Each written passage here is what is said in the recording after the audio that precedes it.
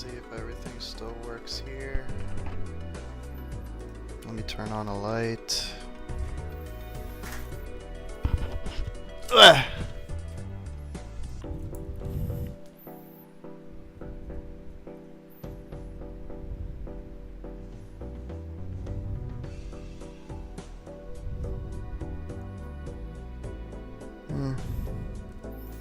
Posted everything to the gram.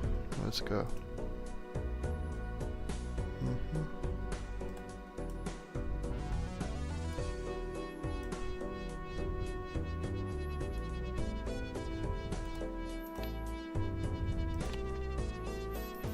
And then last but not least, chat. I'm just gonna quickly take an edible.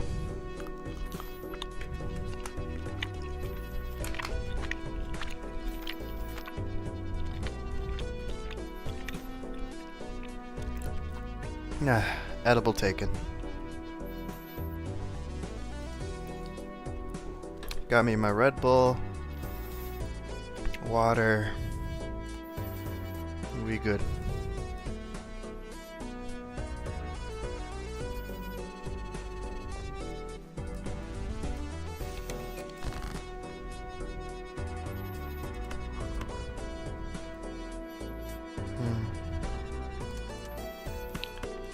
Bye. 2 pairs. Yippee.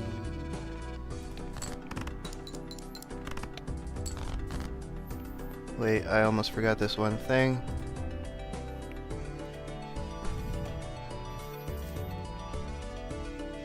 Ah.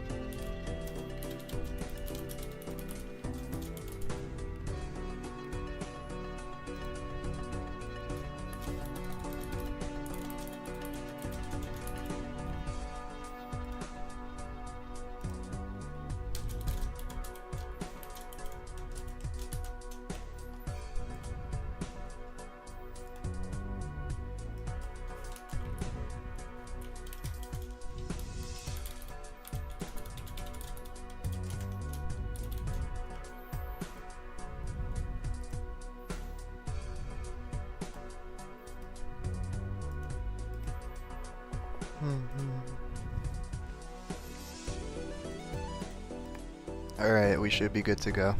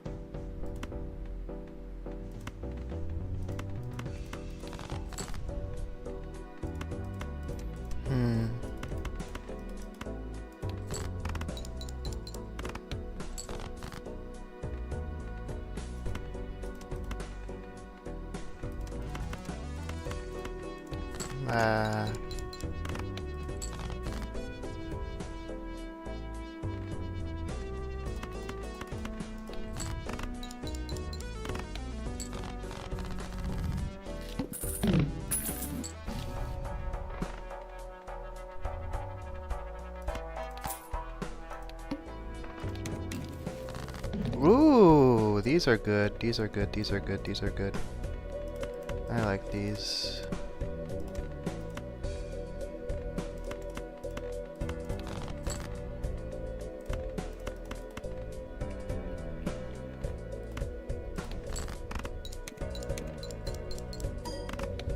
Mm-hmm.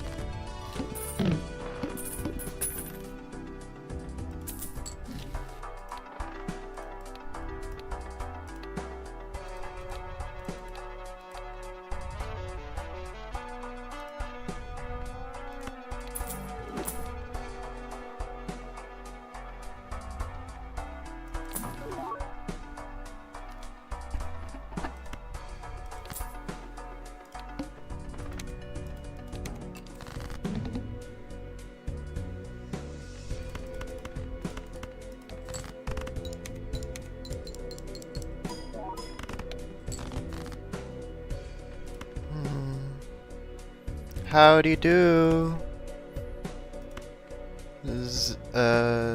Zith. I hope I pronounced it correctly.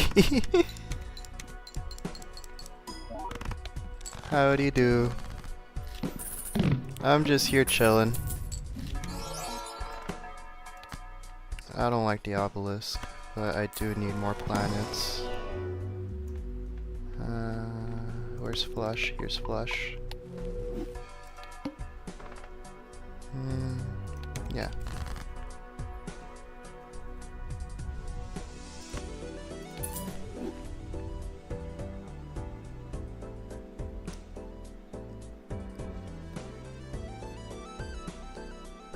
Zithagal. Okay. Nice to meet you, Zithagal. Blah.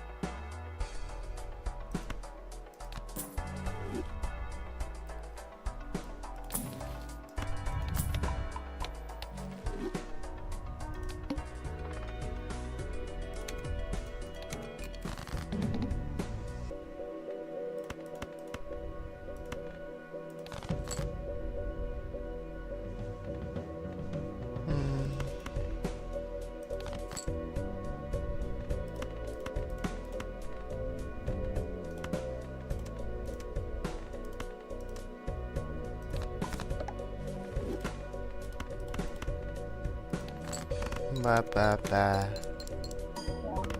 Yay. Ah.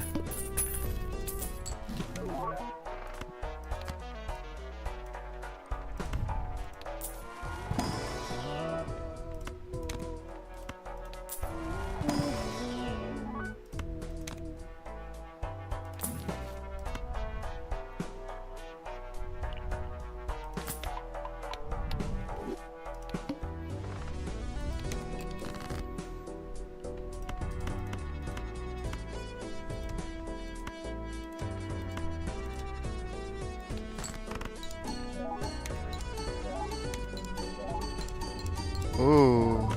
Oh wow. Wow, that was a good hand. That was a really good hand. I'm not feeling this red card.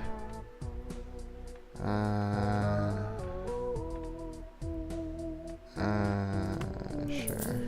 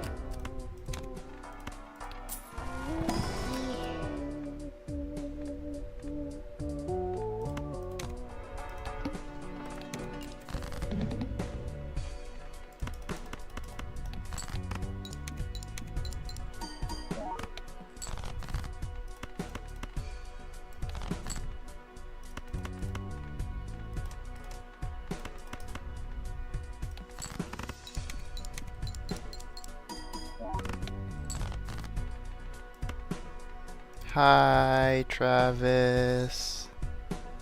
How you doing? Welcome to the stream. Wah. Wah, wah, wah.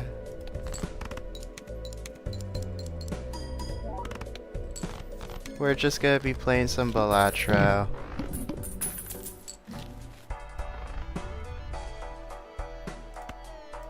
This one. Not feeling the misprint anymore. Ah.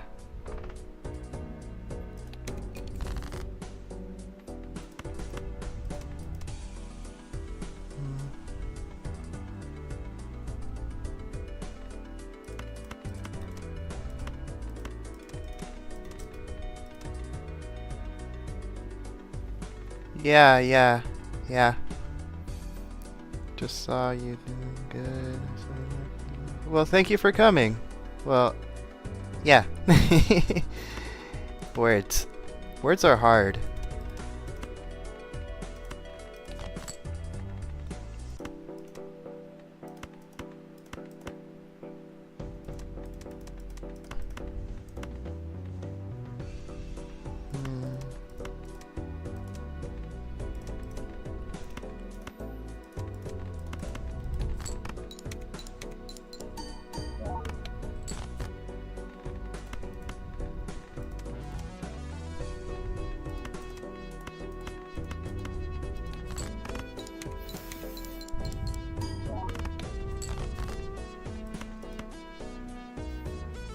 Yeah.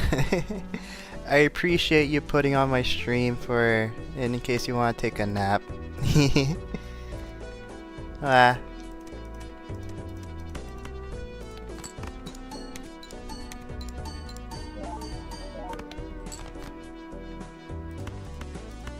I'm just a skunky. Wait, I think I have a flush. Yep.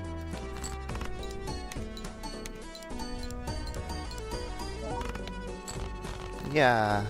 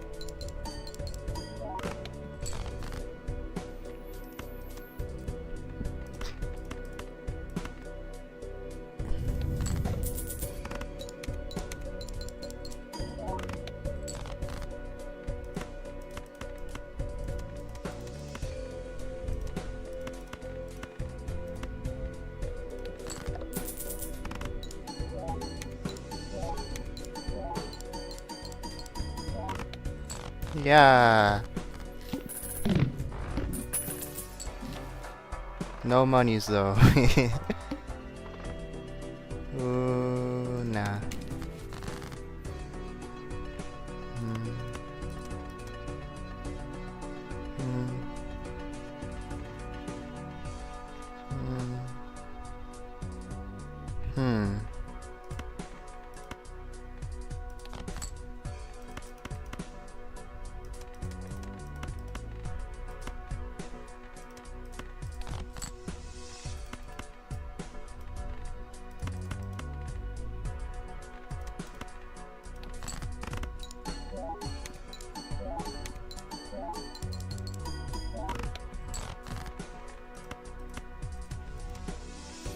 What?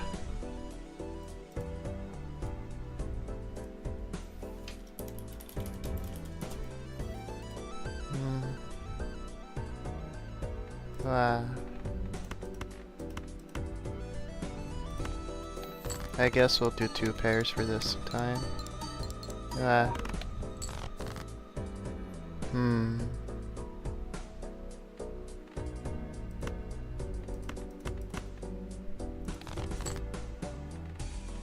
Oh?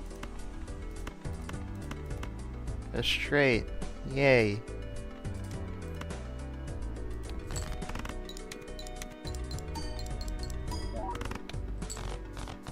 Yeah.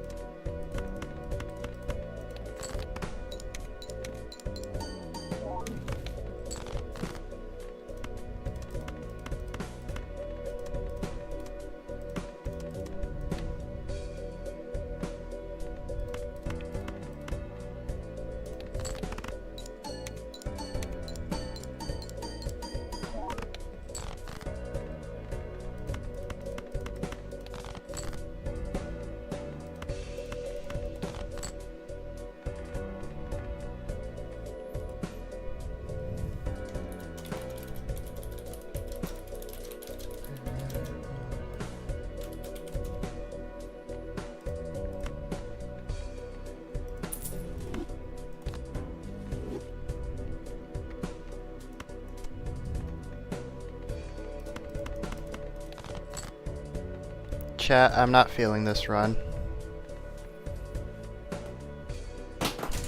Oops. I dropped my phone. Ah.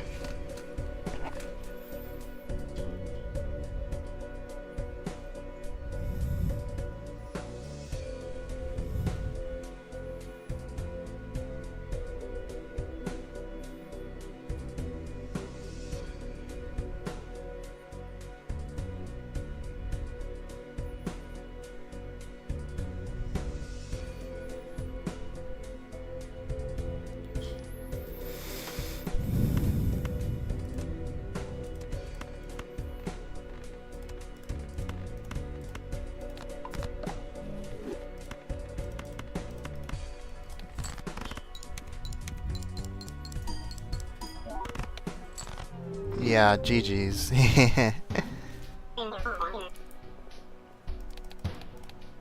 Let's do this one.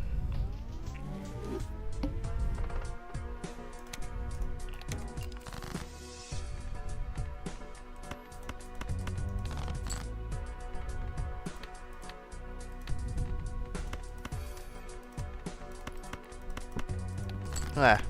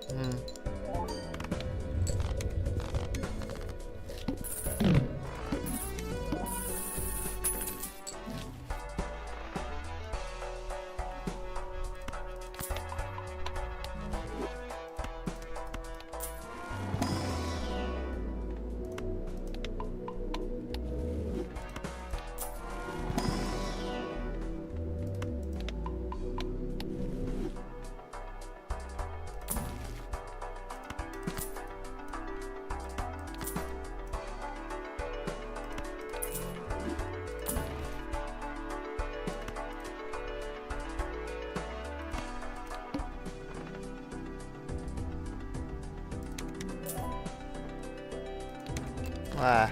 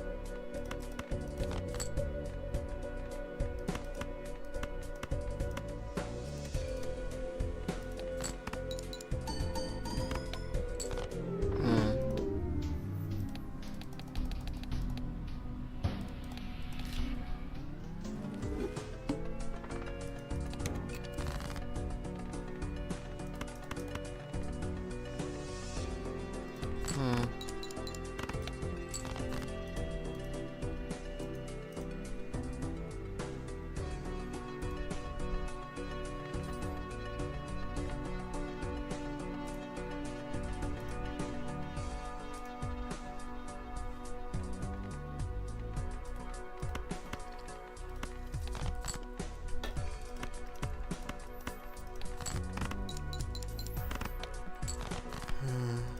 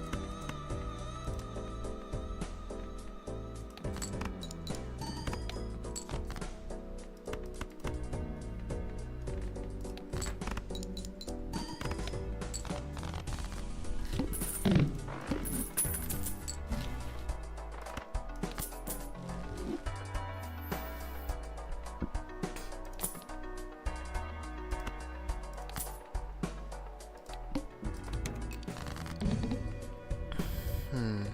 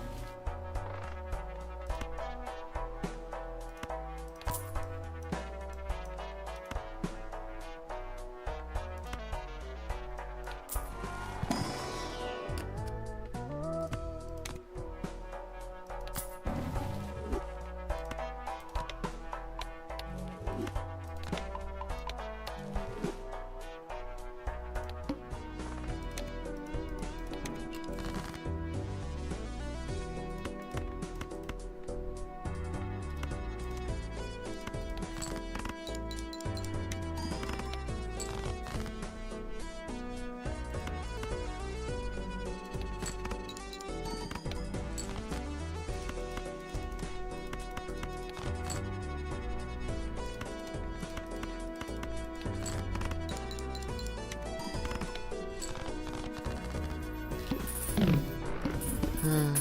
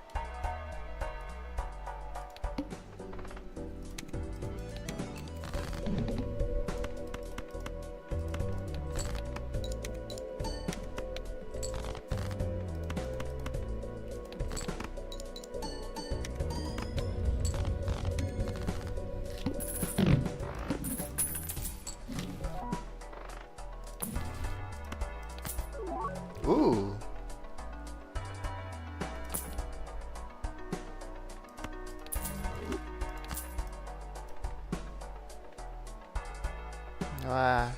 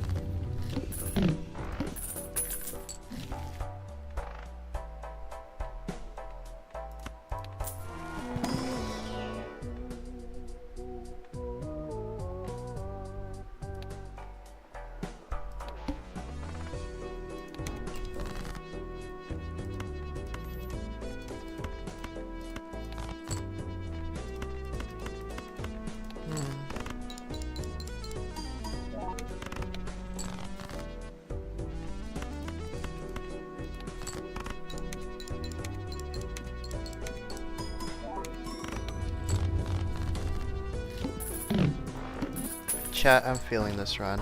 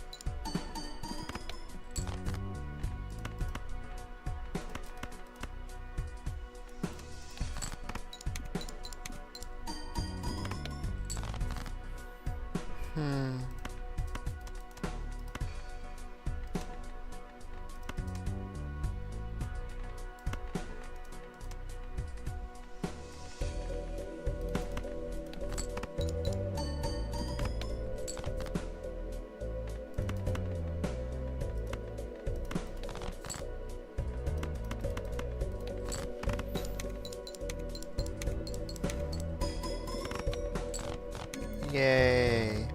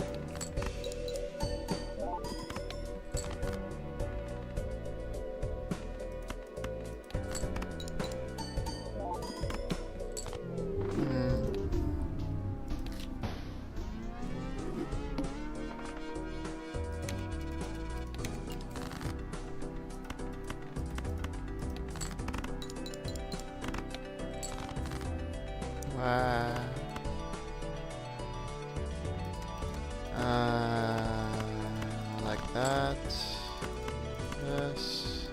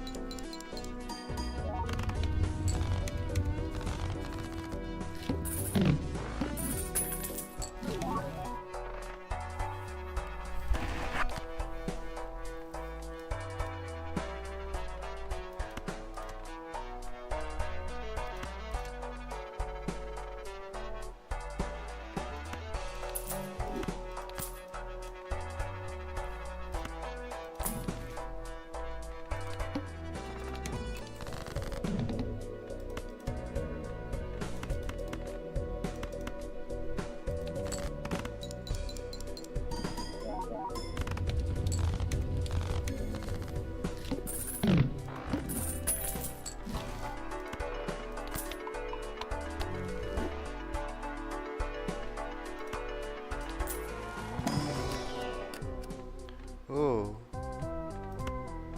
This one. Yeah. Yeah.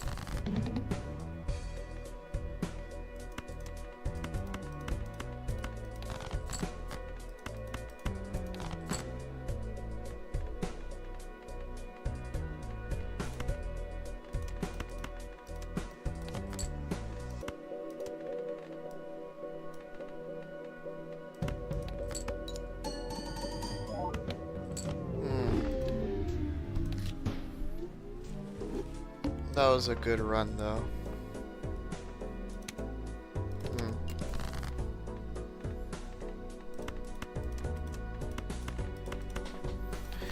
I was so close. I greeted with the last discard and I got a 3. I should have kept with the 7. Ah.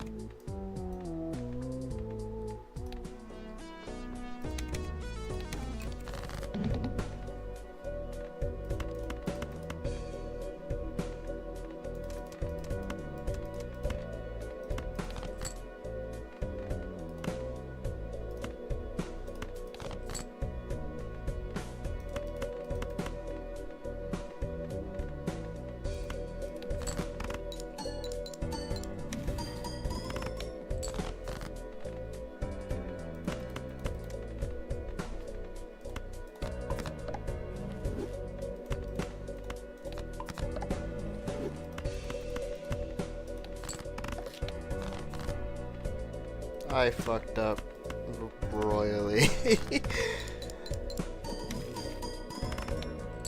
It still doesn't matter, but that was a huge fuck up.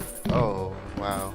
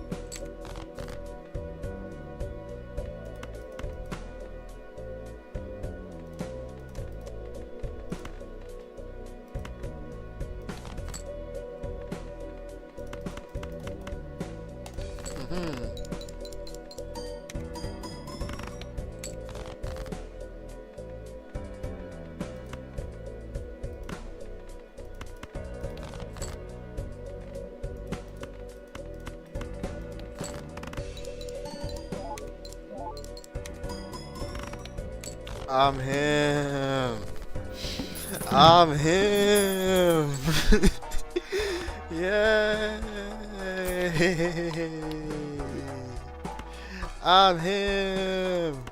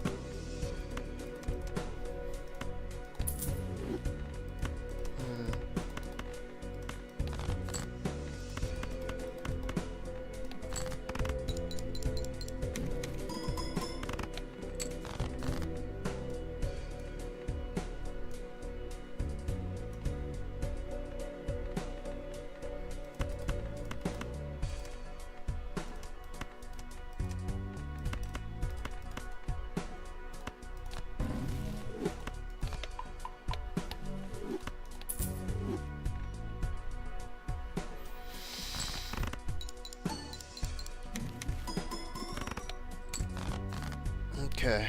Wow.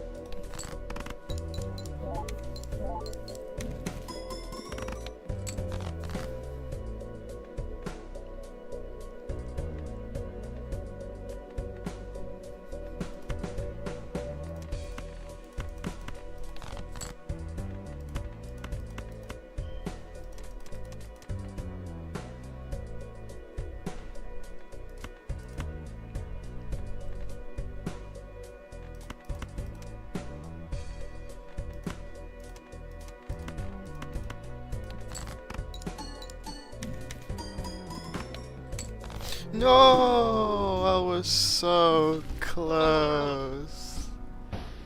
No.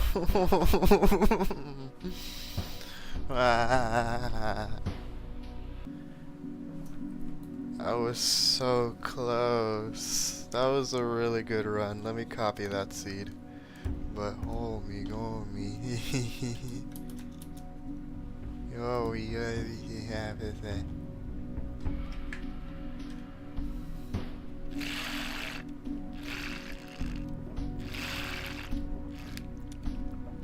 Wow.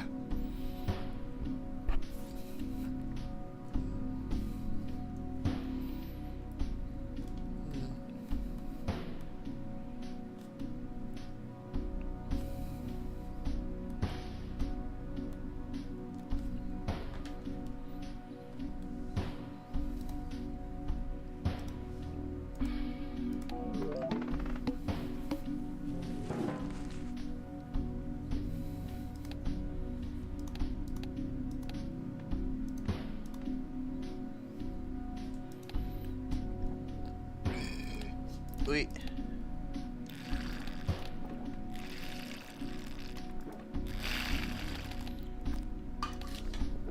Yeah.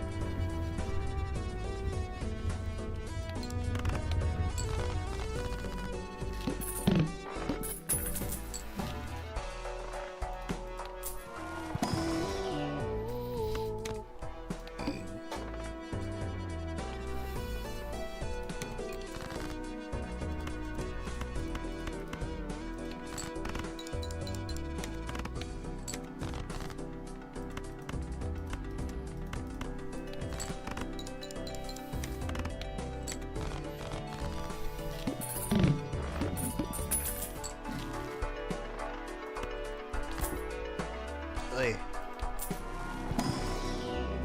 I'm a burpy skunky.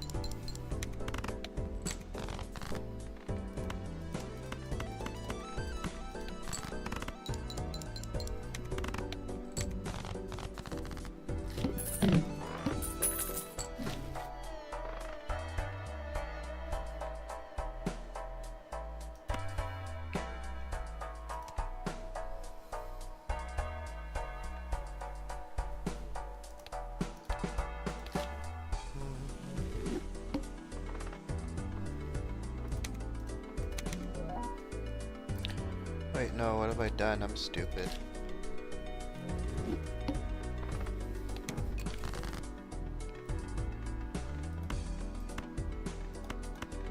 Ah.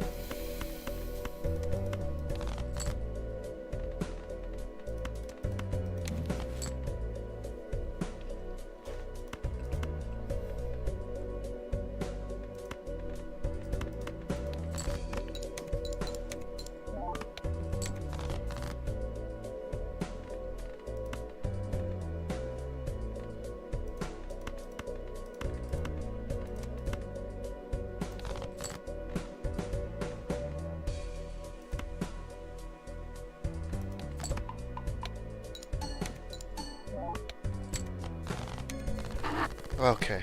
Yeah, yeah. And now we're gonna buy this. And then this.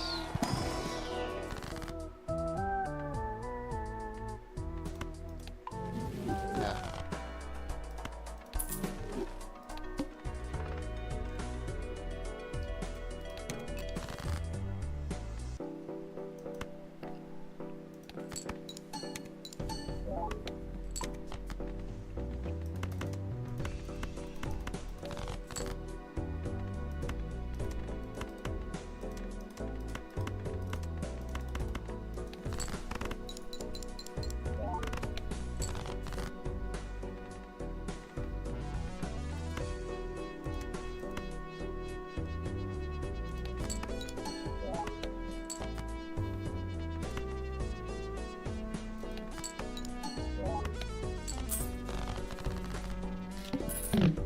Oh, I remember.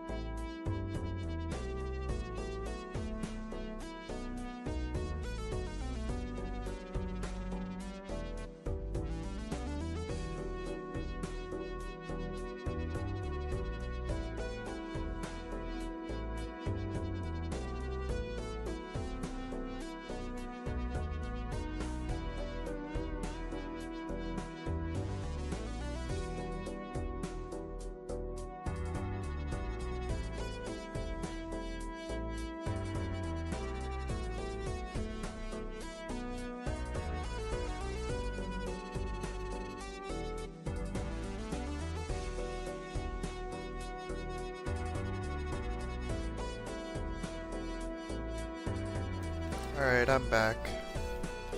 Since I got some food, I want to watch something. Give me 1 second. Let me just... Wait.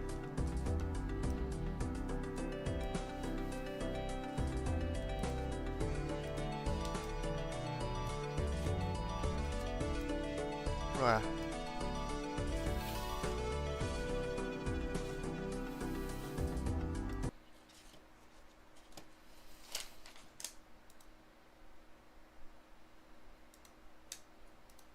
Mm-hmm. Mm-hmm.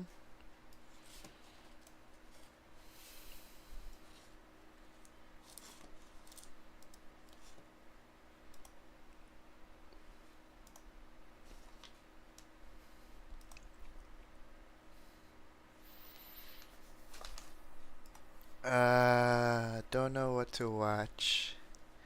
Something that's like funny. Oh.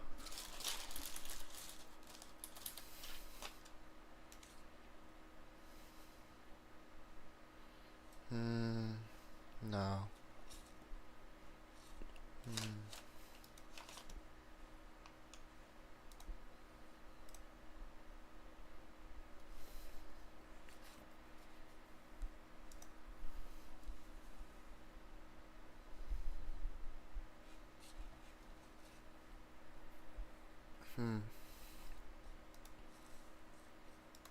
Oh, I know. I know. 1 second. Wow.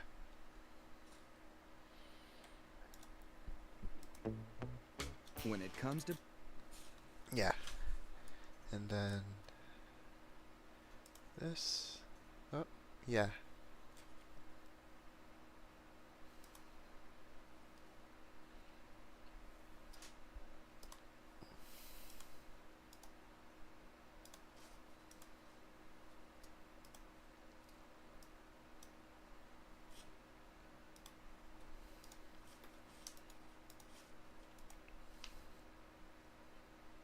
Yeah. breakfast, bacon is one of our favorite side orders. Its popularity actually goes back centuries, to the days when people cured and smoked meats in their own homes. But today, a quick trip to the store, and anyone can bring home the bacon.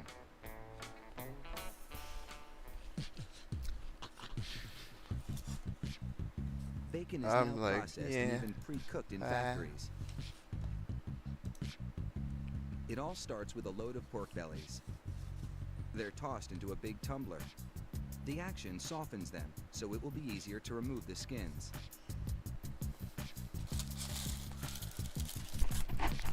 Each pork belly goes skin side down on a conveyor belt.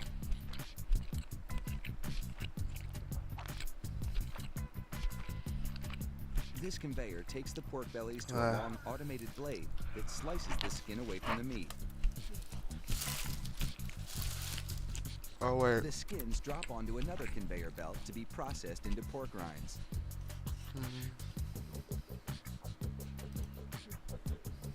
Meanwhile, the meat pieces head toward a flipping device that turns them back side up, so workers down the line can trim off any remaining pieces of skin.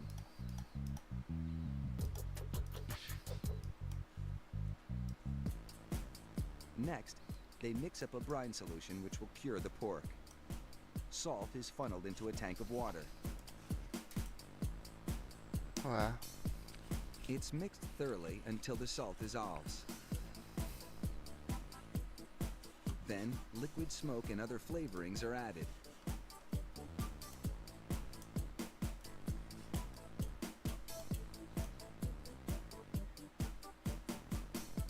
The pork bellies now pass under an injector head.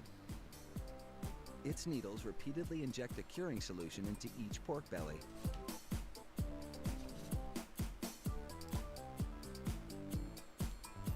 A metal hanger called a comb is pressed into each of the pork bellies so they can be hung on a rack.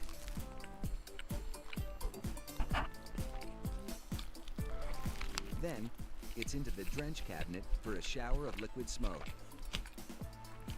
As liquid smoke bombards the meat, it adds flavor and color to the surface.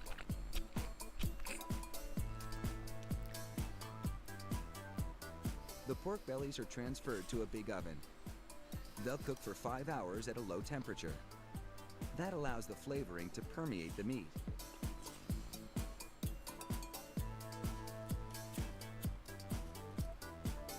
Now it's into a blast freezer for a quick chill down, then into another cooler for a couple of days. The cooling firms the meat, which makes it easier to slice.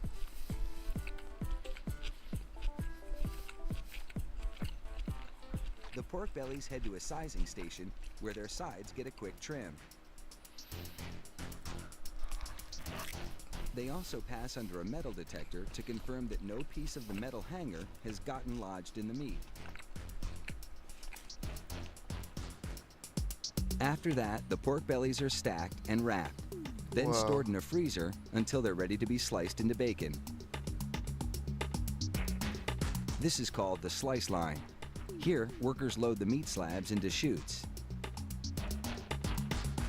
How is it doing The that? chutes sway back and forth over a blade, which like slices that. the meat into bacon-sized pieces. But like, how did they make it like the thin? Oh, like that. Okay. Okay. The bacon falls neatly onto a conveyor belt. Another conveyor belt rolls over the bacon slices to secure them for cooking in a browning microwave. As the fat cooks off the bacon, it drains into a trough. These drippings will be used to make gravy and pet foods. The cooked bacon now exits the microwave oven and comes under the watchful eye of an inspector.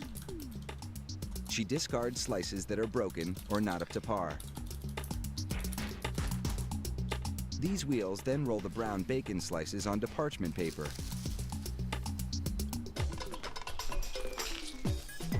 A tiny electronic eye keeps track of the number of slices. Finally, the bacon is stacked for packaging.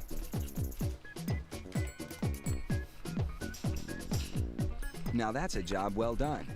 Time to put the coffee on and scramble up some eggs. Most food historians believe French fries are actually a Belgian invention. One theory says they originated in the 1680s with poor people who'd resort to frying potatoes instead of fish. During World War I, fries were popular with North American soldiers stationed in Belgium's French-speaking areas, which may be how they came to be called French fries.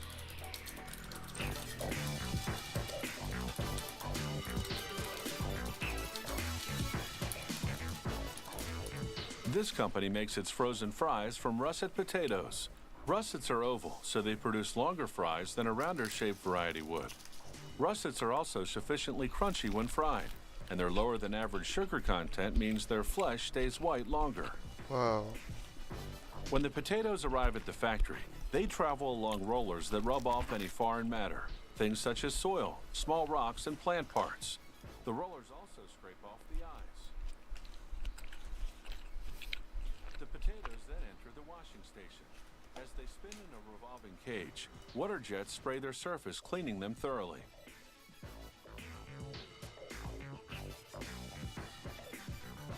Next stop, a sorting machine that divides the potatoes by size.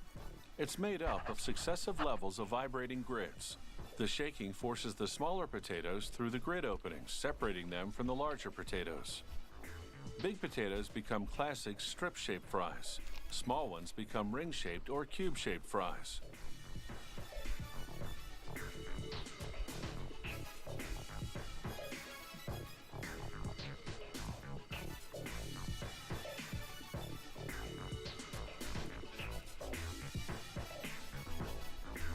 After sorting, the potatoes drop into a collection bin.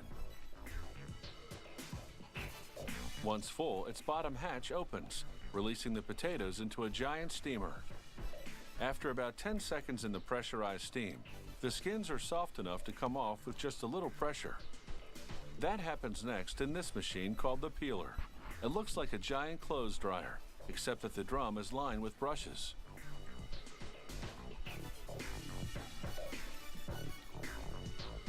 As the drum tumbles, the bristles rub off the skins.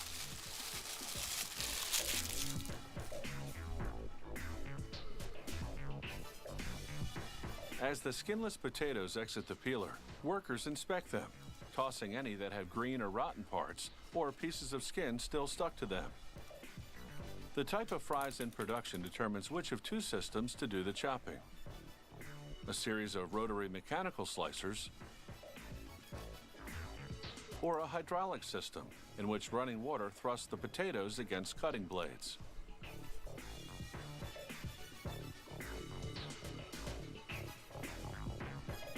The freshly cut potato pieces drop into a canal. Flowing water transports them to a conveyor belt that will move them through the next phases.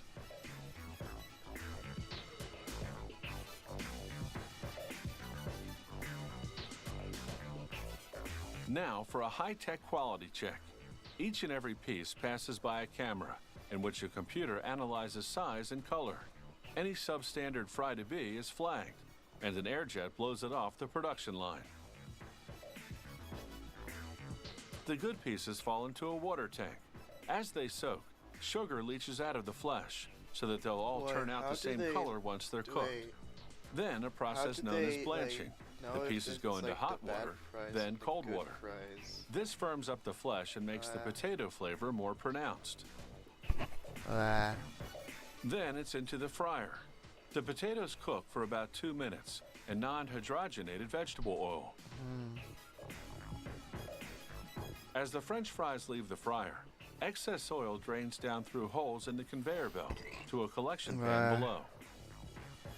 The fries now pass through the freezer area, which is between 5 and negative 13 degrees Fahrenheit. They take about 10 minutes to freeze. Once they do, an oscillating conveyor belt deposits them into chutes. Each chute has a built-in scale set to the package weight, which for this production run is 8.8 pounds. Once that quantity accumulates, the bottom of the chute opens and the fries drop into a plastic bag. Whoa. All the customer has to do is drop these frozen French fries into boiling oil for 2 or 3 minutes, and they're ready to serve. Wow.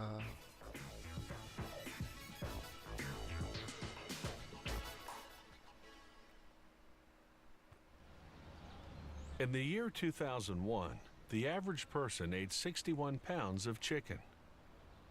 Given that rate of consumption, if we had to process the poultry ourselves, chances are we'd be in a rather foul mood by dinner.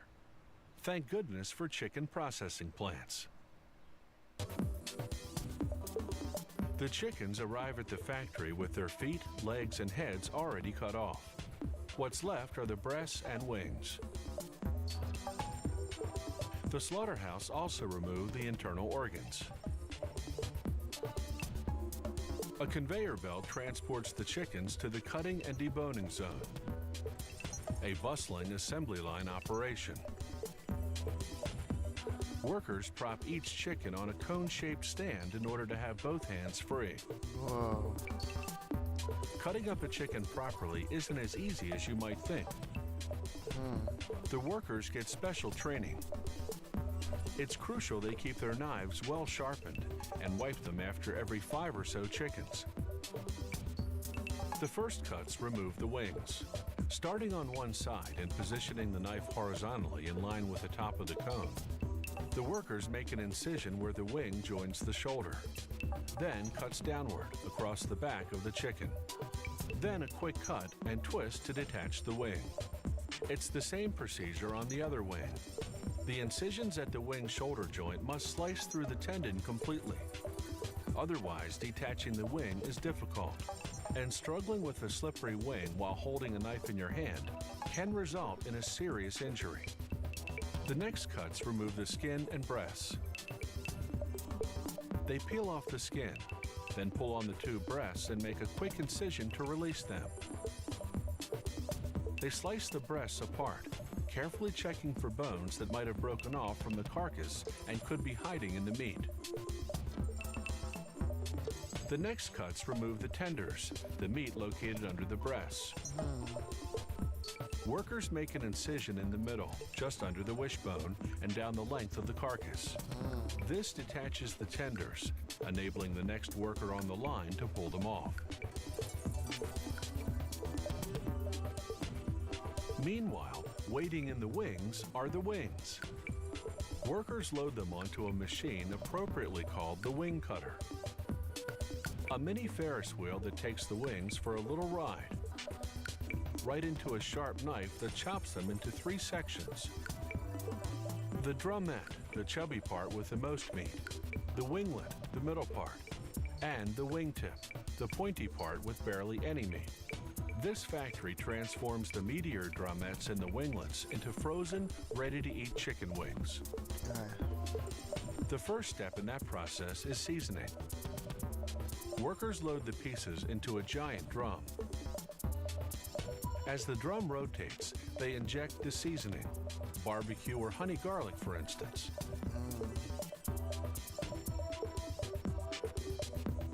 After about an hour, the chicken wings come out evenly coated.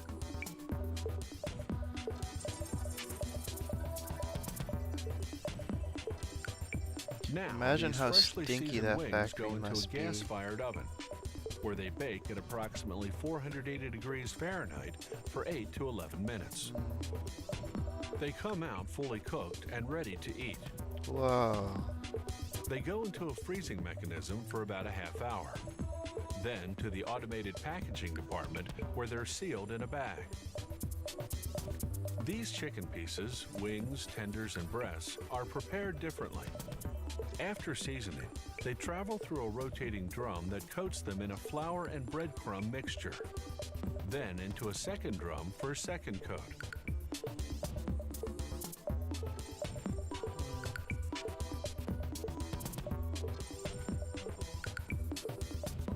Next stop, a 40-second deep fry in canola oil, just long enough to adhere the coating. Then from the frying pan into the fire, as they say, well, into the oven actually. After 20 minutes at about 480 degrees Fahrenheit, these chicken pieces are fully cooked and ready to be frozen and packaged. Whoa, like the pup. Wow. For thousands of years, smoked fish was a survival food. People would cure their catches by salting them and hanging them to dry, or by smoking them over an open fire. This enabled people in cold climates to stockpile nutrient-rich fish for those long winter months.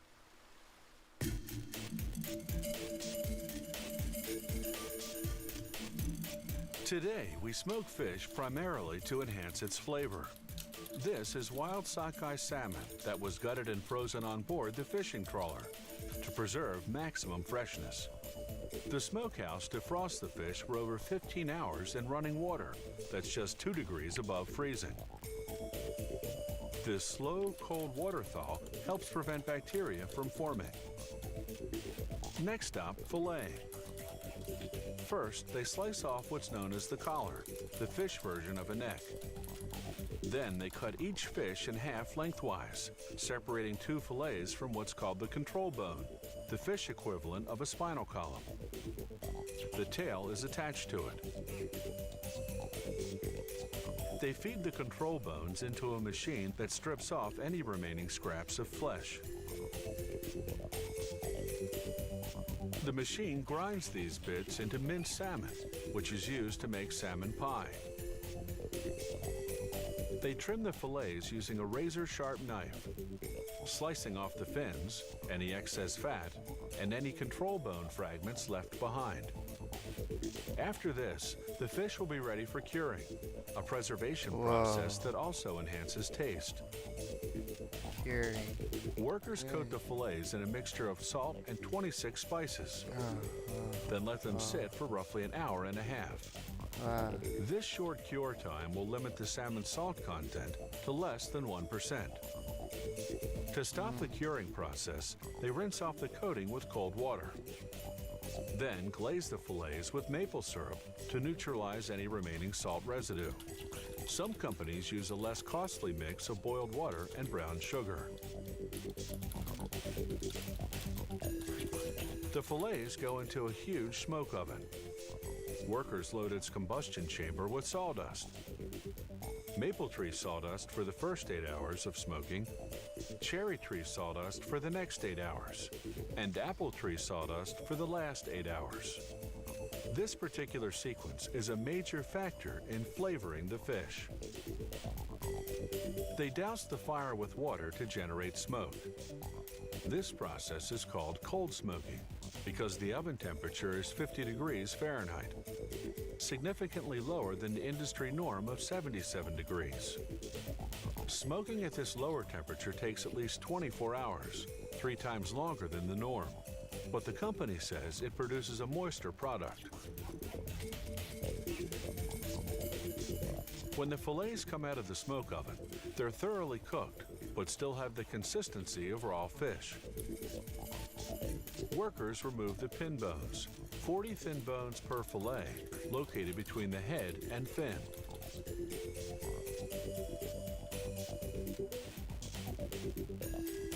The fillets then go through a skinning machine, which neatly slices off the skin without removing any flesh.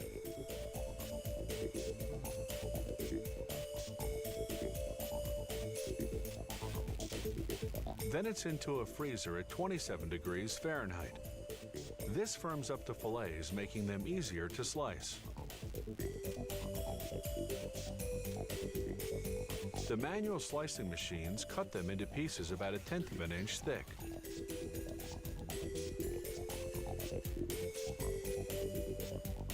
Workers weigh out the amount they're packaging. In this case, 2.5 ounces. They place each portion on a tray made of aluminum-coated cardboard. Aluminum blocks the fat from seeping through. To kill off any remaining bacteria, they vacuum pack the wrappers, then deep freeze them for about an hour at -31 degrees Fahrenheit. Whoa. They store and ship at a milder -336 0 degrees, the temperature of your home freezer, where this preservative-free smoked salmon stays fresh for a full year. Oh, wow. Scan the snack food aisle of your local supermarket, and you'll notice that barbecue, ketchup, and salt and vinegar are no longer limited to potato chips. Nuts come in tantalizing taste choices too. But if you're a traditionalist, you can still buy them plain, salted or unsalted. The botanical definition of a nut is a dry one-seed fruit in a hard shell that doesn't open on its own. Most peanuts have 2 seeds, so even though we call them nuts, they're technically a legume, a type of pea.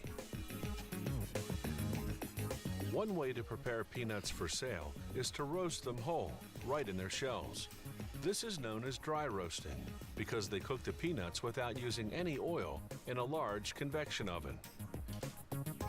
The oven temperature is 300 degrees Fahrenheit.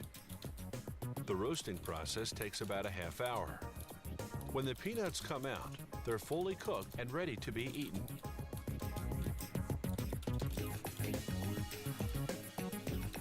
Before the peanuts go off to be packaged, a worker inspects them, removing any shell fragments and foreign matter.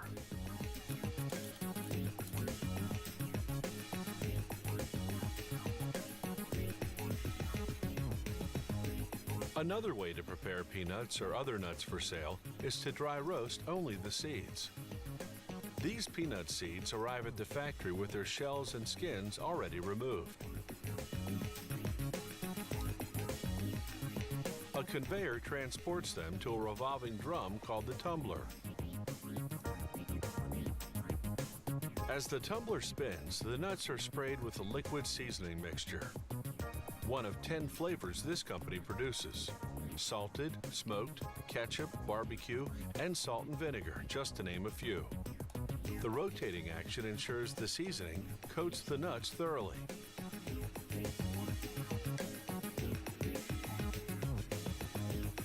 Now a conveyor transports the peanuts to a convection oven.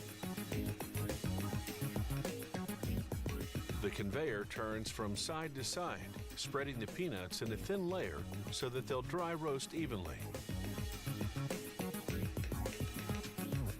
They roast for the same length of time and at the same temperature as peanuts in the shell, about a half hour at 300 degrees Fahrenheit. As they exit the oven, a worker breaks up any clumps.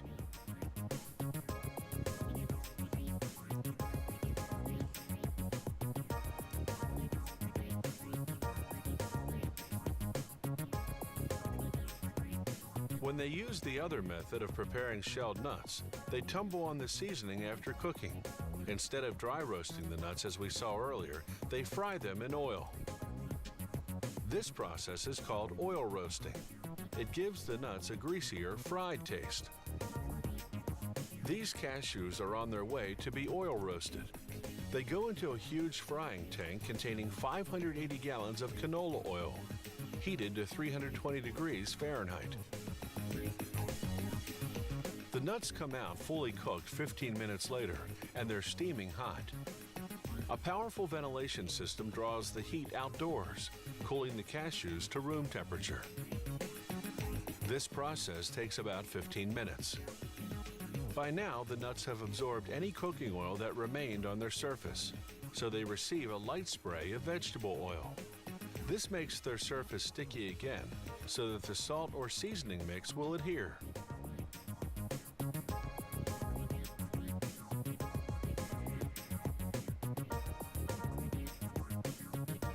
This factory also produces nut mixes. Here, the mixer is combining various nuts with dried fruit. From there, it's onto a packaging machine, whose 8 computer-programmed scales automatically weigh out a specific package portion. But before each portion goes into a bag, it passes through a metal detector. This ensures that no shards of metal have worn off the equipment and fallen into the food. The machinery hermetically seals the plastic packages. This keeps the contents fresh for at least 6 months.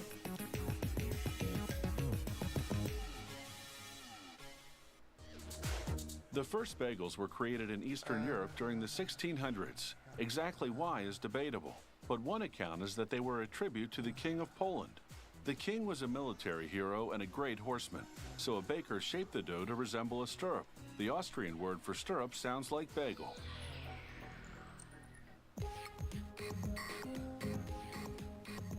You used to get bagels in just 2 varieties, sesame seed or poppy seed.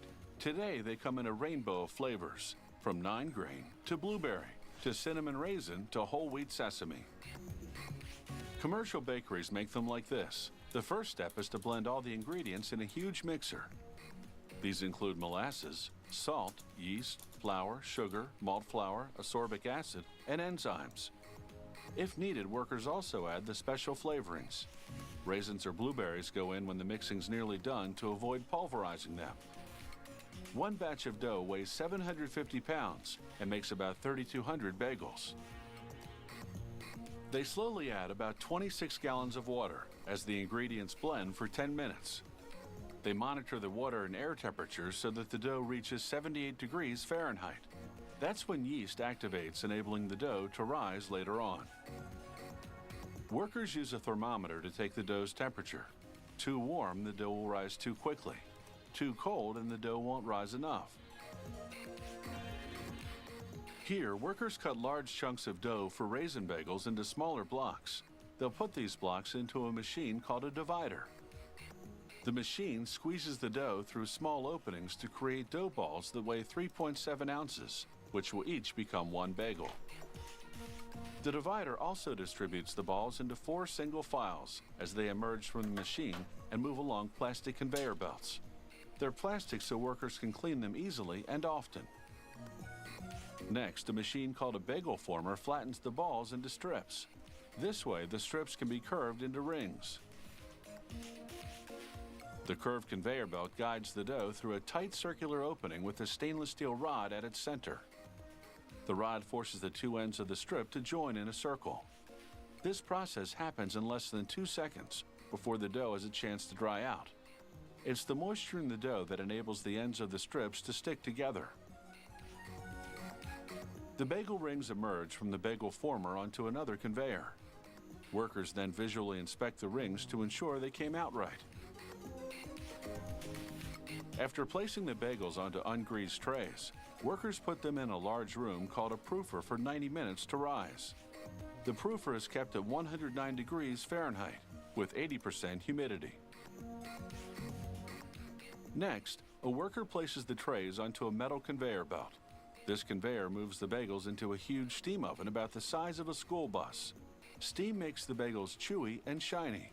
To ensure the dough develops properly, they maintain air temperature in the bakery at a constant 68 degrees Fahrenheit. And there's no air conditioning to ensure the right humidity level. No air conditioning, that's horrible. After baking for exactly 13 minutes at precisely 450 degrees Fahrenheit, the bagels come out of the steam oven. They lost moisture during the baking process, so they now weigh around a ½ ounce less than before. To cool down, the bagels move along a winding conveyor belt that snakes through 6 floors of this 1.5 square mile bakery. Bagel making ranges from large commercial operations like this one to small neighborhood bakeries that still make them the old-fashioned way, rolling and shaping the dough by hand and baking them in a brick oven. During the 50-minute journey, their temperatures drop to about 98 degrees Fahrenheit, cool enough to package in plastic bags later on. Here, a worker inspects the bagels for shape, color, height, and shine. To help the consumer, a machine pre-slices the bagels almost in half. It leaves a portion uncut so the bagel sections stick together and stay fresh. Next, workers separate the bagels into groups of 6, placing them along another conveyor lined with tiny brushes. These brushes keep the bagels upright as they head off for packaging. A mechanical arm scoops the bagels along, and another blows open the bags and inserts the bagels. This bakery prepares up to 3,000 half-dozen packages an hour for shipping, fast enough to have a fresh bagel land on your breakfast plate as soon as 12 hours later. How and when the first pretzel came to be depends on whom you ask.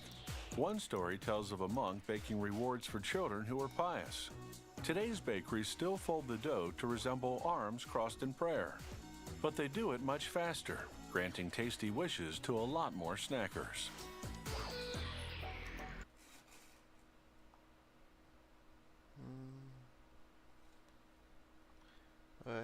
I got a funny video, 1 second. Yeah.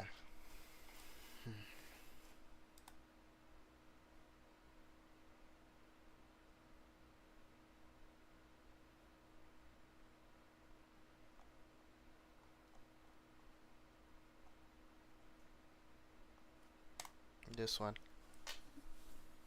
Hi everybody, it's me, Chef Ian Brutal Foods, and welcome back to another episode of Brutal Foods, where today our focus is less on the brutal foods and more on the food gadget. I'm a big fan of gadgets, inside or outside of the kitchen. I like interesting devices that aim to make life simpler or simply just more interesting. How would you like to drink a cup of chocolate milk that is continually stirred so that the powder doesn't fester at the bottom?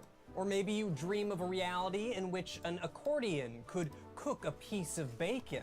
No, I got it, I know you. You just want something that straightens out and then hollows out a banana. That's what you want. But whatever your pleasure, we have a number of cooking gadgets to take a look at today that will solve those issues. Will they succeed? Will they fail? Are they worth buying or not?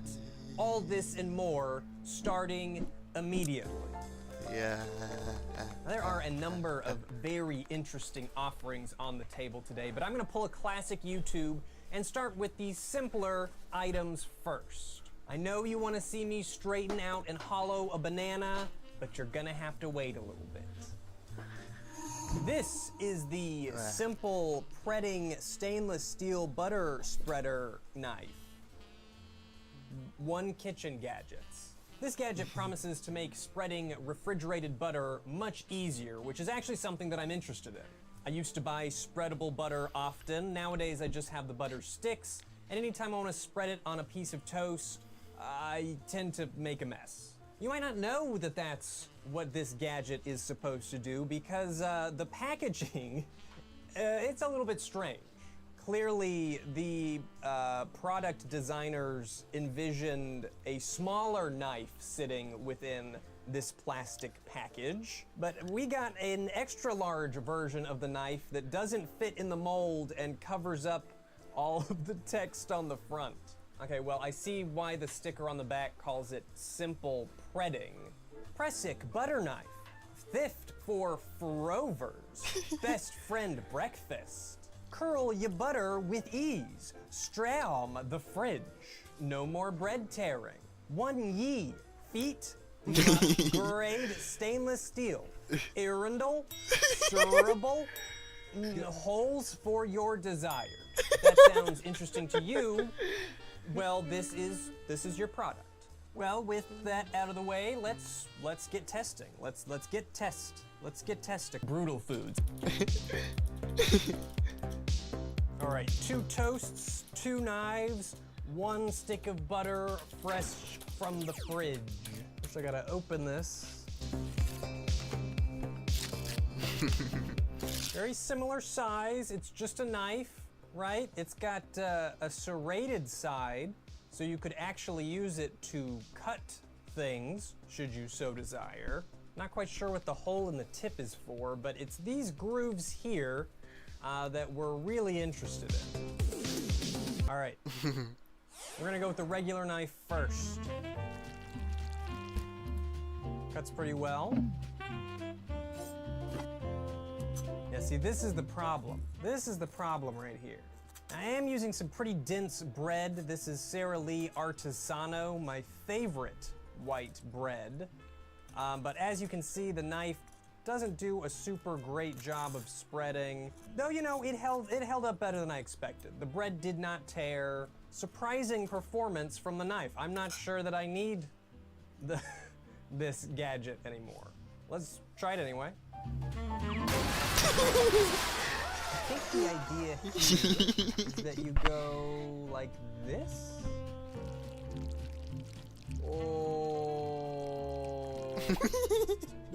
That's pretty weird. Let's get some more maybe. Oh my god, that's awesome. That is so cool. It's like I'm spreading ramen onto my toast. Well, that was cool. You can see here the toast comparison. Regular knife here, funky knife on the left. They look pretty similar. If you were to hand me both of these toasts, I would not be able to tell that you spread the butter on it with 2 separate knives, I don't think. The fun factor is very high. It's almost like playing with those Play-Dohs that you squeeze the brains out of the head. So it's really fun, but it is also very odd. I don't know that I would say that it looks visually appealing to put butter on toast this way, but it is a lot of fun. It is possible that this butter heated up under all these lights and whatnot. So I have a stick of butter in the freezer so we can really put this thing to the test. And I'm gonna cut to that test right now. Okay, so let's say you live in the Arctic and you really wanna spread some frozen butter on a piece of toast that you have roasted over a fire that you built out of snow. Which knife will you use? This butter's been frozen overnight, so it should be good and cold. Knife number 1.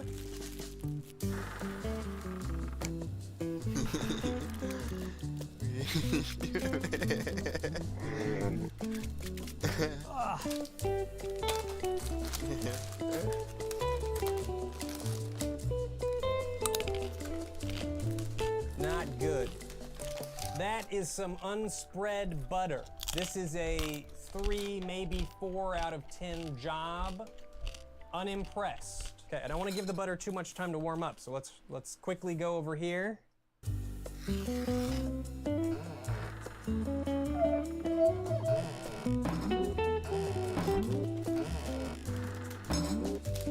I can barely even...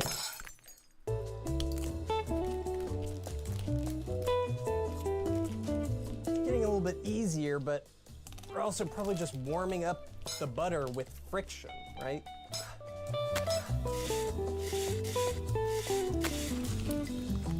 I mean, it's a little bit better in that the small amount of butter that I managed to get on here spread a little bit and I didn't have to cut into the bread so much. But that's still, I mean, that's a 3.5, maybe a 4. I think the moral of the story here is just don't freeze your butter. Maybe there's a reason to freeze butter, but not for buttered toast, that's for sure. Well, now that I have tested the simple Predator butter knife against my regular butter knife, I gotta say, I'm not very impressed. For this video, I picked up a number of wacky gadgets. This is the sole gadget that I said, you know what? This might actually benefit me in my life. I might actually use this on my toast. But now that I have tested it, I gotta say, I don't see myself really using it. So final verdict, I'm gonna give this one a pass. Just if you're having hard butter troubles, set your butter out just a little bit before you make your toast. Alternatively, take your butter out of the freezer, for there's no reason it should be in there. Okay, gadget number 2. We've got a Tops microwave coffee maker. Some no frills packaging here. I'm trying to find a date because it looks quite old, but I see no date. I see no date. I do not know when this came from. Where am I gonna plug this thing in?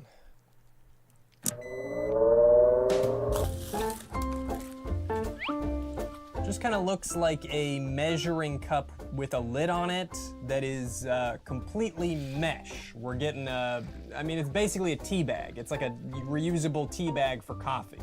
Open coffee maker and fill with 1 teaspoon of ground coffee. Do not use instant.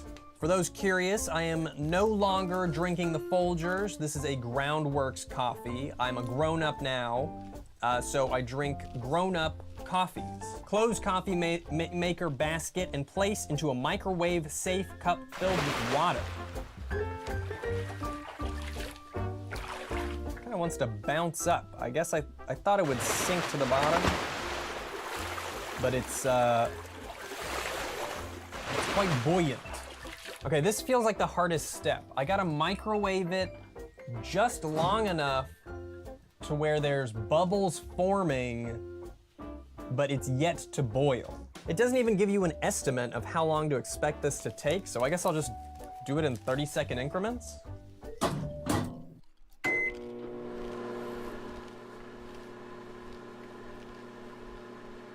Is it safe to be sitting this close to a microwave? What the? What's happening in there? No bubbles. No bubbles. Honestly, it's not even hot. I'll do a full minute here. It's warming. I don't think it's hot enough, though. It smells of coffee. In this room, it smells of coffee, but that could be because I'm sitting next to a thing of coffee grounds. I don't know. Still not hot enough, but I think it's worth noting that I see a bunch of coffee grounds already. You know, it's lining the mug here. It's all in the water. This is not going to be a very good cup of coffee. In we go. I don't see bubbles, but honestly, I feel like I'm not going to be able to see bubbles unless it's so hot that it's bubbling while I open it. I don't know how am I going to see the bubbles. Bubble, I see a bubble.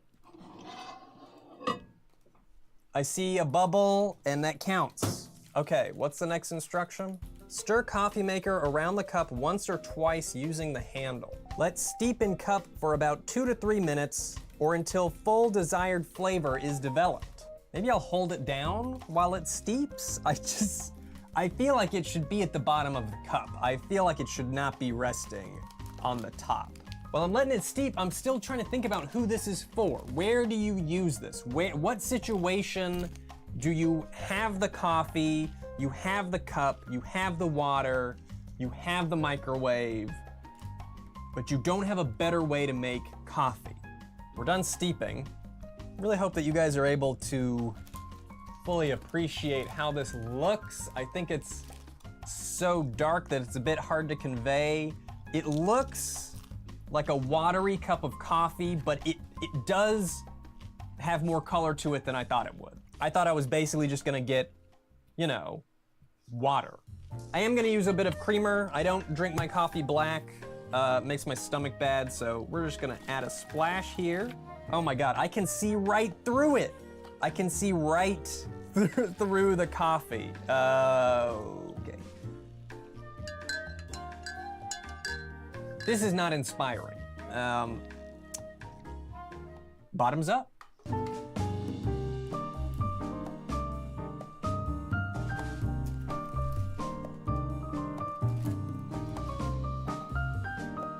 Bad.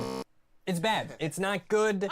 It tastes exactly like it looks. It tastes like watered down creamer with little bits of coffee sprinkled throughout.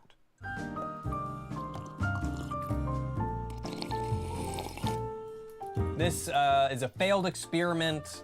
I do not recommend the microwave coffee maker. It's so bad that it feels like I must have done something incorrectly, but I followed the instructions pretty well. I'm gonna give this coffee gadget an official rating of no bueno. Let's move on. Let's move on to another. Now that I got the microwave here, let's do our other microwave gadget. It's time for the bad boy bacon maker. Bad boy bacon, better bacon faster. This is some quality packaging here. This already feels better than the coffee maker. Higher quality for sure. It comes with 2 different bad boy bacon makers. Not sure why you would need 2, but now I have 2.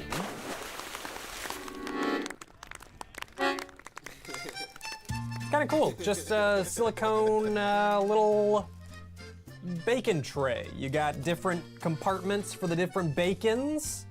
Pretty self-explanatory, but I'm gonna read the rules anyway.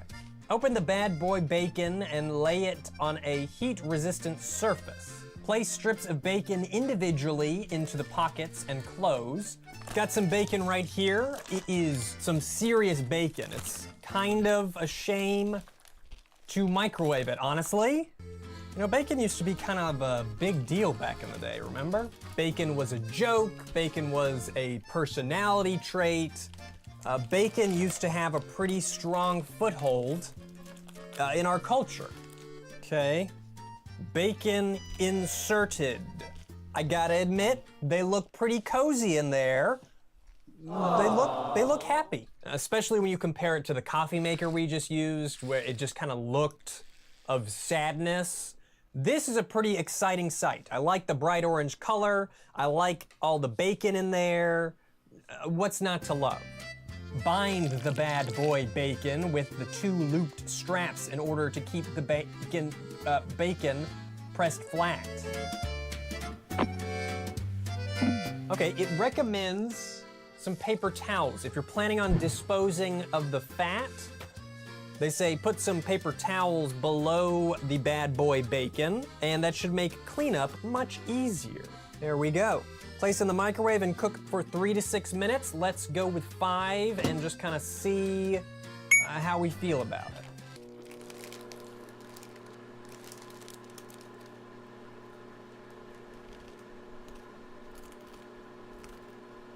Still feel really uncomfortable sitting this close to a microwave. I'm assuming it's safe, but that's only an assumption. Now, here's another thought. I'm not gonna do a comparison because honestly, I don't wanna waste any more bacon, but when I was a kid, I used to wrap bacon in paper towels and microwave it, and it was just fine. I mean, it wasn't as good as a stovetop bacon, but I would do it all the time, no problem. This process still involves paper towels, but it also has all this extra stuff. I'm curious if the extra stuff seems necessary after we're done.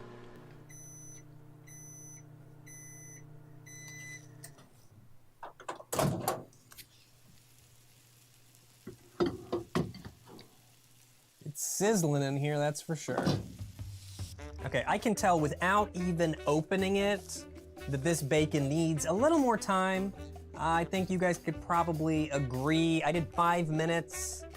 Let's go ahead and finish it off with the last 1 minute that they recommend.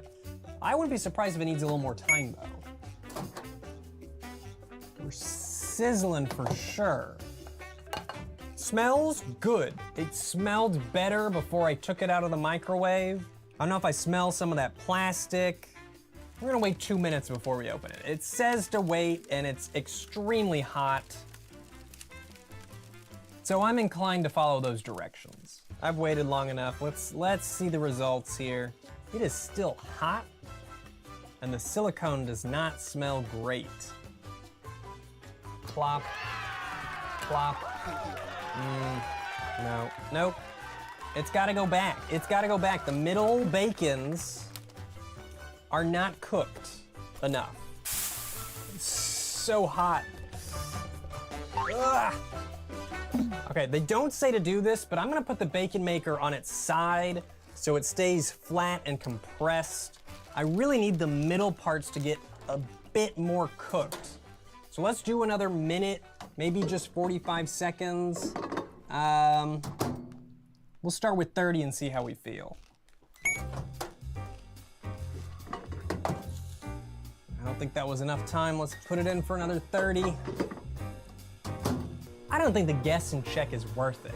You wrap the bacon in paper towel, you can just peek at it and immediately know. I'm feeling like I'm doing a lot of opening, checking, and they do say that it's fine to put it back in for more time, but it's not really easy to get those straps back on there when everything's so hot. I think the mark of a good gadget is that you use it and you say, wow, I can't believe I didn't discover this sooner. Not, is this really worth all the effort? It smells bad. It's hard to make bacon smell bad, but I sure found a way. Don't do what I'm doing. This is not the fault of the device. This is the fault of my own impatience. I'm hoping you guys can see what I see. The ends of these bacons look nice and, I'm not gonna say crispy, but they look nice and browned, nice and well cooked, while the insides look a bit pink. Look like they're probably fine, but I like to be certain when it comes to, is food cooked? I got really hungry when I started smelling the bacon, and now I'm kind of nauseous smelling the silicone. Yeah, some of these bacons I'm not gonna eat. This one, for instance, I'm not confident. It's probably fine. I'm a paranoid person. It's probably fine, but I'm not gonna eat it. First one here that I took out looked pretty good. Still pretty greasy. Maybe a little slippery for me, but you know, it's microwave bacon. Chewy, not crunchy, not undercooked. It just feels of microwave bacon. I will say that this one probably has more of an applicable use than the coffee maker. Maybe you got a bunch of kids who eat a lot of bacon and you don't want to cook it multiple times in the microwave. I don't know. If I'm eating bacon, I'm gonna make it in a pan. It's gonna be crispy. It's gonna be delicious because that's what bacon deserves. Okay, what's next? What do I got next? Let's try something a little fun here. How about the Deluxe Corn Stripper? The Deluxe Corn Stripper makes quick work of removing kernels from the cob, and best of all, when the kernels are stripped from the cob, they are contained inside the cylinder, eliminating wayward kernels and corn juice splatters. I'll be honest, I don't have the biggest need to strip a corn, but it sounded fun. So it's a 3-piece device. There's the cylinder, the blade unit outer sleeve, and the plunger. I think this part's supposed to be on this part. Now, I don't know about you, but This looks like some pretty great corn to me. Super sweet, bon superby. Sign me up. All right, so we've got our corn, and we want to strip it. Let's say we want to make some corn off the cob. Not my favorite way to do it, but you know, let's try. Insert corn into cylinder and press down to secure the corn into the holding prong. Line up the stainless steel blade unit with the top of the corn and slide the outer sleeve down to secure the top of the corn in the cylinder. What's the point of this? There we have our corn. With gentle downward pressure, twist the blade to cut the kernels from the cup. A little burpy from that cup of coffee. Twist the blade to cut the kernels from the cob core.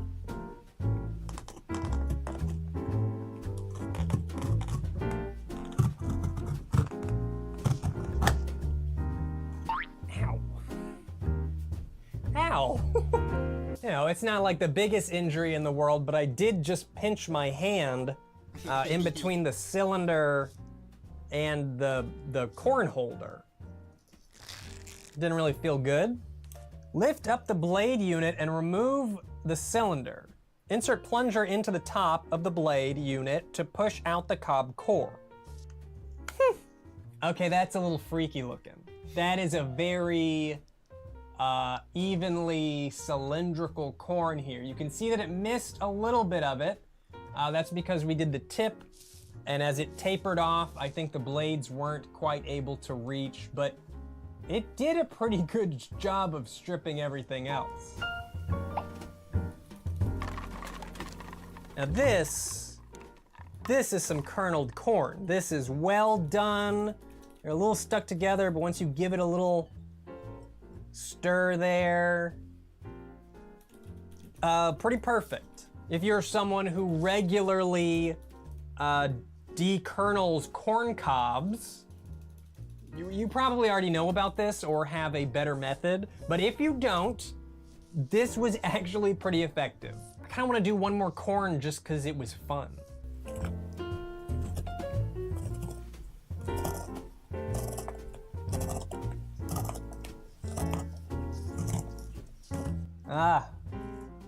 We got an issue here. We've hit a snag. It looks like I got a little off center with my aim on the center of the corn, and now there's a problem. Lots of corn juice in there. Yeah, well, the second corn didn't fare so well. You can tell that I went at it at an angle there and eventually just dead-ended.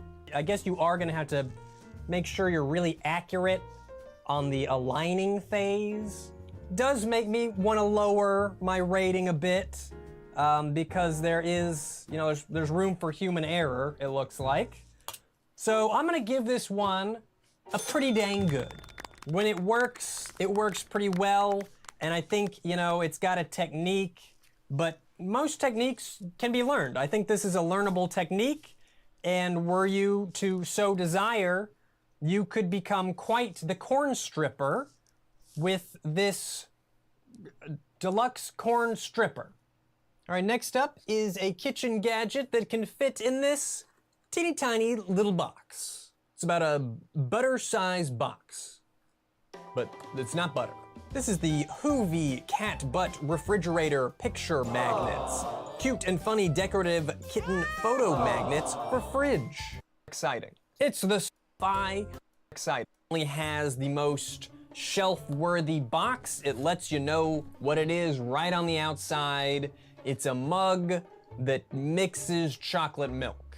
I mean, we've all been there. You're making chocolate milk, it's delicious, but the powder continues to fall to the bottom, or perhaps the syrup collects at the bottom. How do you fix it? Normally you would take a spoon and, you know, do one of these, but that's outdated. That's the old way. The Moo Mixer is the future. No spill, sip top lid. Trigger button creates whirling vortex of power. Moolicious, a more satisfying way to drink your chocolate milk.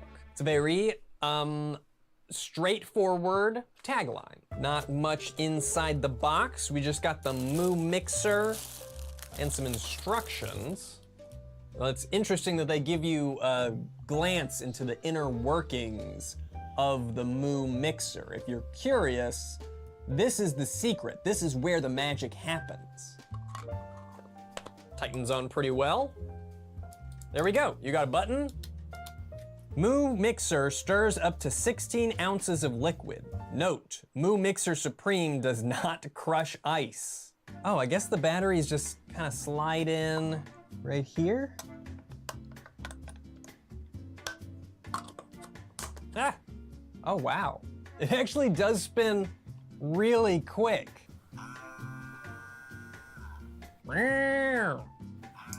Okay, so the button does not stay on. You just push it when you need a quick little stir.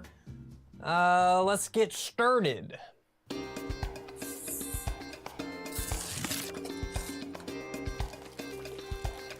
Holds a lot. It holds way, you don't need to fill this up with chocolate milk. This is honestly probably too much for me.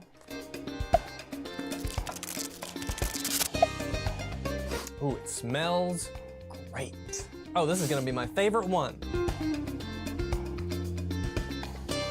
Plop. It says 2 tablespoons, which honestly seems like a lot. This feels like a lot.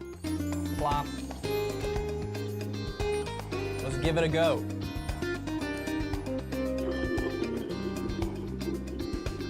That was intense. That was powerful. It looks great though. It looks well mixed. And man, when they're saying a vortex of power, they're not messing around. I can definitely see why they included the lid. It spins a lot faster than I was expecting. Bottoms up. Oh yeah. Well mixed, and you know, I can see that if it were to fall to the bottom, you're never gonna get that powdery buildup.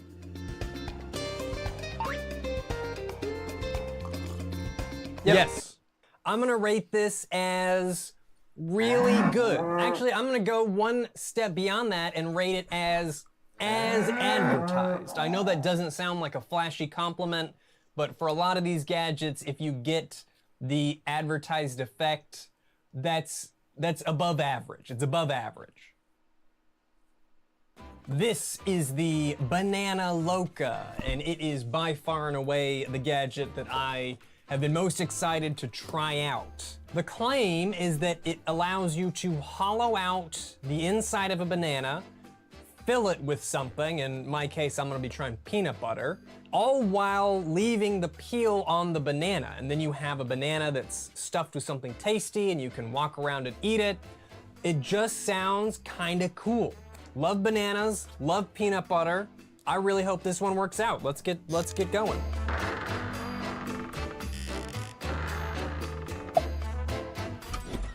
Stop. Before you get started, please watch the how-to video. Okay, all right, yeah, I'll do that. Take the banana and cut off the tip. Next, you're gonna use the holder to straighten the banana. We have this plunger cleaner here for you to be able to remove the center of the banana. And next, I don't like the center of the banana.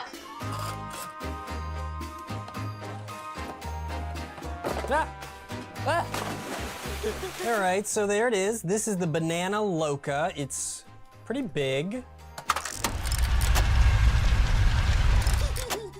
Okay, there's a bunch of different parts here. Pretty sure she had this.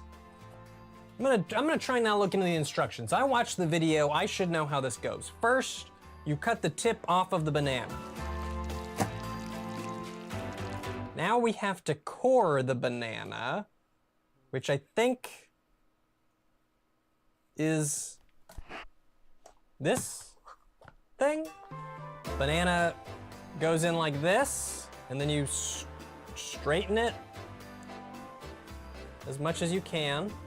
the core goes into the center. And at the end, you're gonna give a little twist to break off that core.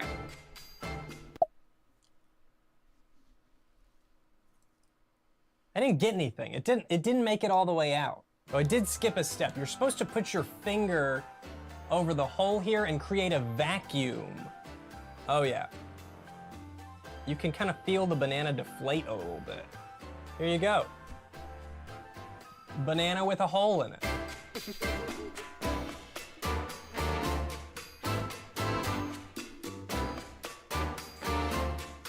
This is weird.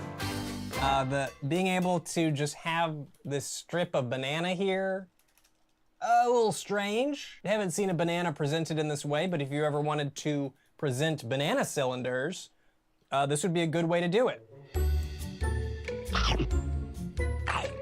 Okay, now how do I get the peanut butter in there again? There's a lot of moving parts here.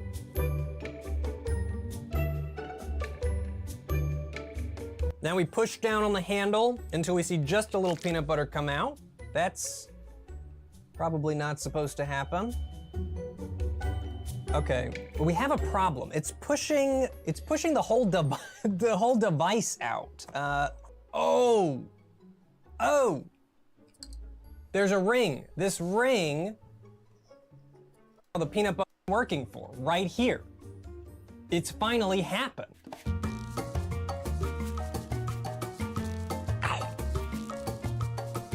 Oh my God. Well, they're not messing around. That's a lot of peanut butter.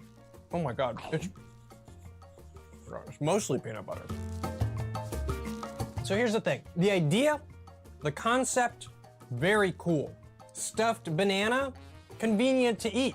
I can walk around, eat a peanut butter banana with no worries. That's kind of cool. My issue or my hang up is the ratio. You guys know I'm big on ratios. The peanut butter to banana ratio is off. It is heavily in favor of the peanut butter to the point where I'm even having trouble talking because my mouth just feels so. Another thing to note, as this was a particularly curvy banana, it did not quite straighten out. You can see that the hole actually ends about here. This is where the coring stops, so your filling would stop about here. But again, I think I maybe bungled this last step. Pretty cool, honestly. I expected this to be a bit more complicated. The fact that they included a video to watch and really insisted that I watch it made me feel like this was gonna be a difficult process, but it was pretty easy, and now that I know how it works, I could easily do it again just like that. Pretty cool though. This is probably the most nifty of all of the gadgets. I did like the Moo mixer, but this one was more of an event, and it produces an interesting product. I can't say that I've ever seen a filled banana before. I've seen a glass of chocolate milk before, but a cored and filled banana is new to me. I'm gonna rate this gadget as fascinating and fun. I struggle a little bit to find out, you know, the best use for it, but hey, if you think that hollowing out a banana and stuffing it full of something is cool, though, this is the way to do it. They make it really easy right here. And thus concludes the kitchen gadget testing. Were I to rank them, I would say last place, coffee maker, easily. Above that, we got the butter spreader. Then I would probably put the bad boy bacon. Good idea, okay execution, but man, that smell was nauseating. Then I would probably put the corn stripper. That was fun and functional.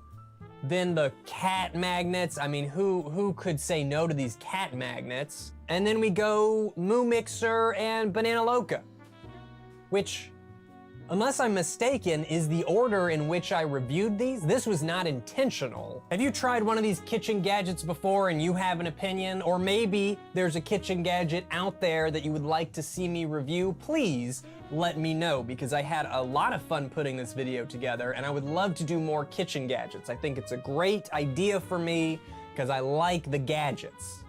For now though, I must leave the area immediately.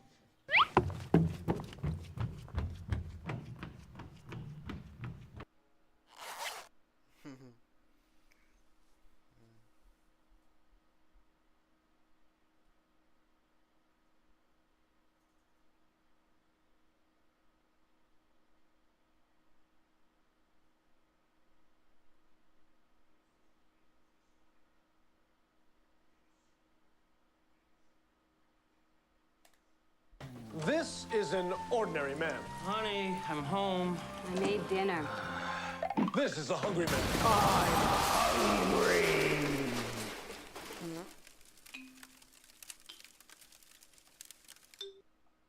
Hello everyone and welcome back to Brutal Foods. I'm your host, Chef Ian Brutal Foods.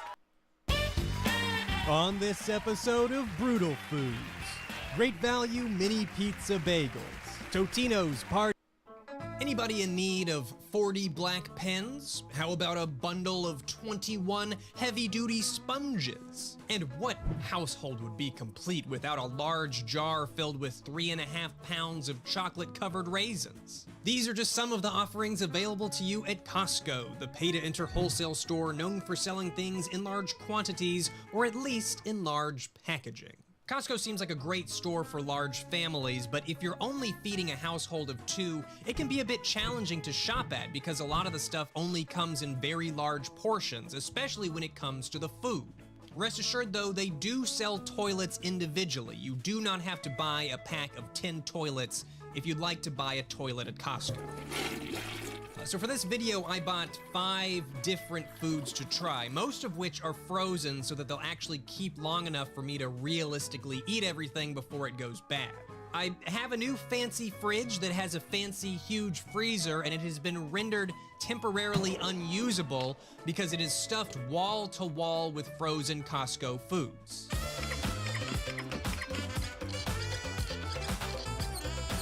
Two of the foods that I got are actually retail versions of foods that are sold at Costco's infamous food court, the hot dog and the chicken bake. I have seen news articles written about the $1.50 hot dog. It's that popular. So I did what any rational person in this situation would do, and I bought a pack of 14 extra long wieners along with a pack of 18 giant hot dog buns that match the ones sold in the food court. Buying bread at Costco feels like a terrible idea unless you have a very large family or are planning a bread festival of some type in the near future.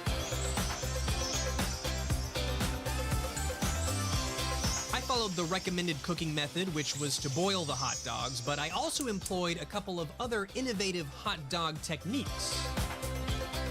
Plop. This here is the trademark hot dog towel off, an essential step in hot dog preparation as it helps keep the bun nice and dry instead of getting it soggy with wiener sweat. You'll also notice me performing the wiener vacation, in which I remove the hot dog from the bun between bites, once again intending to preserve the dryness of the bread. I just can't have wet bread, okay? Can't have it. Big surprise, but I actually think that the hot dogs are worth the hype. Normally, fancy hot dogs aren't my thing, but these are an exception. Plump, juicy wieners, just how I like them. I also quite enjoy the oversized sandwich buns that pair with these hot dogs, although they are extremely bready. Not too bready for my taste, because I'm a real bread head, but other less bready individuals might find themselves picking the bun apart a little.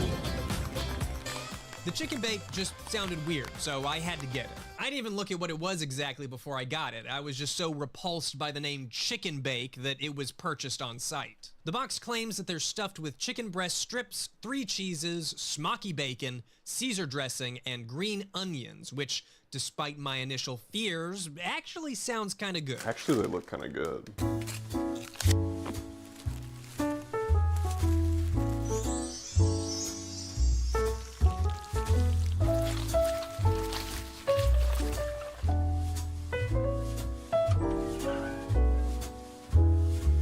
Now these things were a pleasant surprise. I've actually already almost finished off the entire box of chicken bakes at this point just because they're so tasty and convenient to make.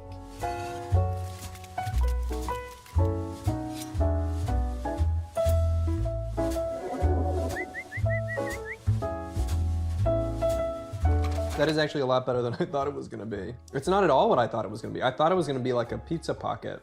I know it doesn't have gravy. It kind of reminds me of a chicken pot pie.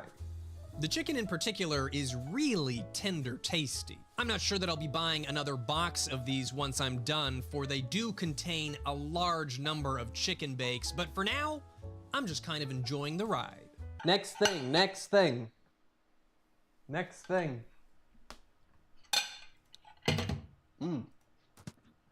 It's the Kirkland Signature Pepperoni Pizza. Sold in packages of 4, it's the perfect pepperoni pizza for pepperoni pizza lovers that need a box full of marinara sauce.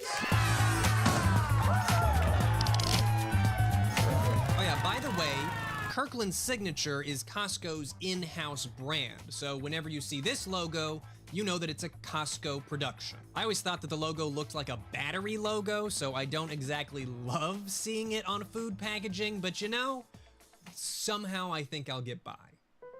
Out of everything I bought for the video, the pizzas are the one that I regret the most in retrospect. Not because it's a bad pizza, because it's definitely above average. The problem is that even an above average frozen pizza is still a frozen pizza, and I'm just not that big of a fan.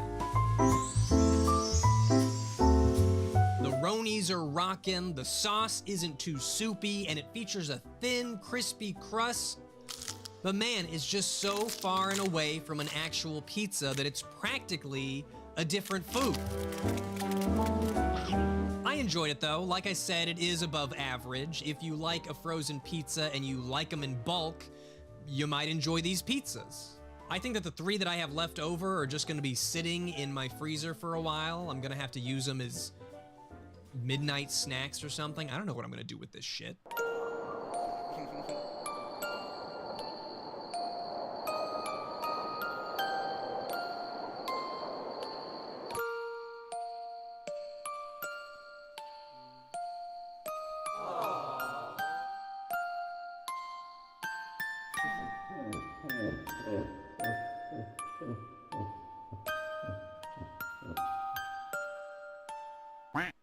Different day, different pants, different black shirt. I had to film these 2 segments separately because I filled up on all of the frozen stuff the first day. I actually ate over half of that frozen pizza that I just got finished saying that I didn't like. The last 2 things I got for this video are the Ling Ling chicken and veggie pot stickers and the orange chicken, which was made by, it was like Quasi Kitchen or something like that. Quasi Kitchen. Okay, well, they're gonna know that I already had some of these. Now, this was not the first time I tried the pot stickers. The first time I tried them, I actually didn't really care for them, which is a shame because I bought a huge 4-pound bag of them. But I needed to get pot sticker cooking footage, so I said, you know what? I'll strap on my bandana of open-mindedness and I'll give them another shot.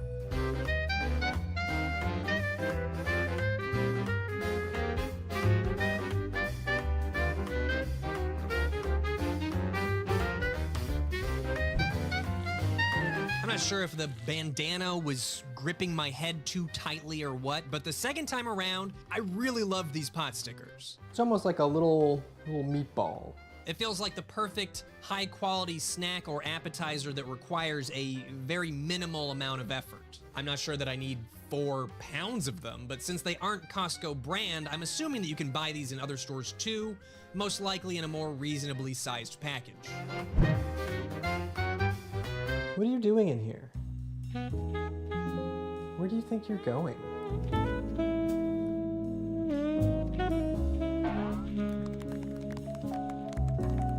As for the orange chicken, you know, it sure was orange, and it sure was chicken.